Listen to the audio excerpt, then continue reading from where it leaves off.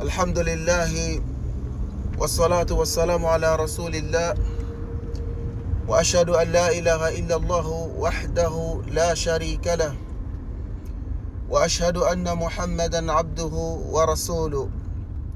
In this video, I would like to mention that which I have observed in the African American communities, in the African American Muslim communities, and the African communities, obviously the African Muslims, is that the biggest observation is that the African American communities, they do not give an importance and a great focus to the Quran as they give to the books of the scholars. And this is not to bash the books of the scholars. This is not to bash the speech of the ulama, but without a shadow of a doubt, khairul kalam, kalamullah, the best speech, it is the speech of Allah Jalla wa Ala. How come we do not often hear ayat being recited upon the tongues of the Tullabul Ilm and the students within the African American communities?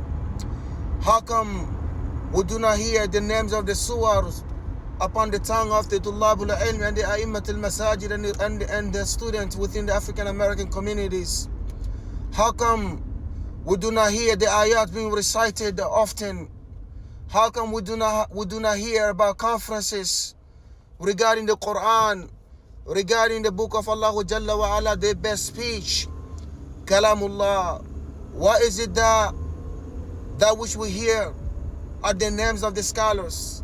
What is it that which we hear are refutations? What is it that which we hear are masajid we're supposed to go and masajid we're not supposed to go? What is it that shows a deficiency? That shows a deficiency. It shows a deficiency, ikhwan, hafizakumullah, because we are not focusing upon the foundation, which is the book of Allah Jalla wa Ala.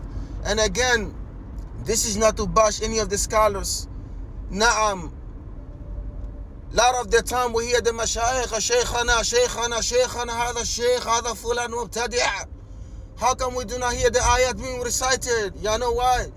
Because these students themselves are weak when it comes to the Quran. They are weak when it comes to the tajweed. They are weak when it comes to perfecting and taking the time out and studying the Quran. They are weak.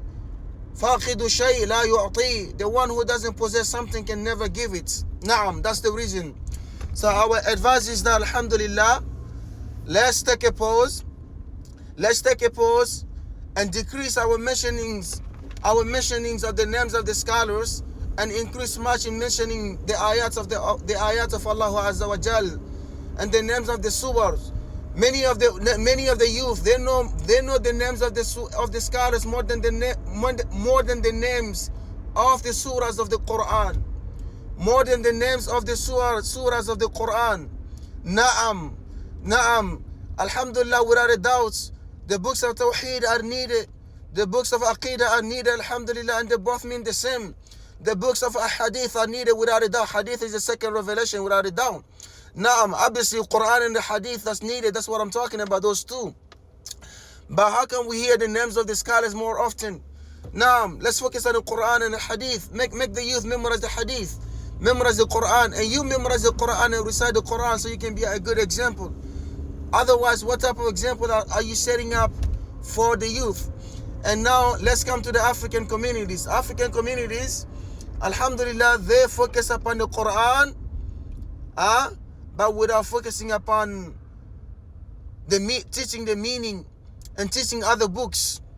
And there are an exception to this. The exceptions that I see within that are the Imams from Ghana.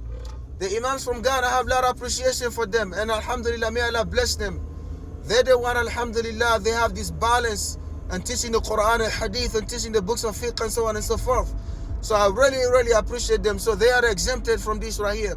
The Imams from Ghana, alhamdulillah, may Allah bless them. Now, so within these African communities, you find them teaching the kids, reciting Quran, alhamdulillah. But what about teaching them the meaning? What about teaching them the Tawheed? What about teaching them the Hadith? You know why? Because they are not qualified to do so. Again, فَاقِدُ شَيْءٍ لَا يُعْطِي. The one who doesn't possess something can never give it. So that's why we ask you to get a job. Go to a warehouse, for example. Go work at a warehouse and give the imam position to those who deserve it, to those who have the knowledge, to those who can benefit the community. Because if you guys are not benefiting the community, the next generation, all they're gonna do is to make sure they pray for, they wear the nice African outfits, the bazin, and they go to the masjid. They pray Maghrib. After Maghrib, they sit down and talk and drink tea and soda and discuss everything upon the dunya, and not focusing upon the meaning of the Quran, and not focusing upon learning the Arabic language, and not focusing upon learning the Tawheed. That's the advice. Wassalamu alaikum wa rahmatullahi wa barakatuh.